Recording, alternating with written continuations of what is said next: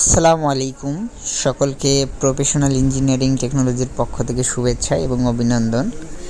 আজকে আপনাদের সঙ্গে যে বিষয়টি শেয়ার করব সেটি হচ্ছে একটি এমডিবি বোর্ড এবং এইচডিবি বোর্ড যে আমাদের আছে এটি আমাদের 3 তলা করে 2টি বিল্ডিং এবং 6টি এইচডিবি রয়েছে এবং আমাদের 6টি মিটার রয়েছে। তার কানেকশনটি আমি আপনাদের দেখাবো এবং ফেজ ব্যালেন্স কিভাবে করে আপনারা আমাদের এই ভিডিওটি দেখতে পারবেন।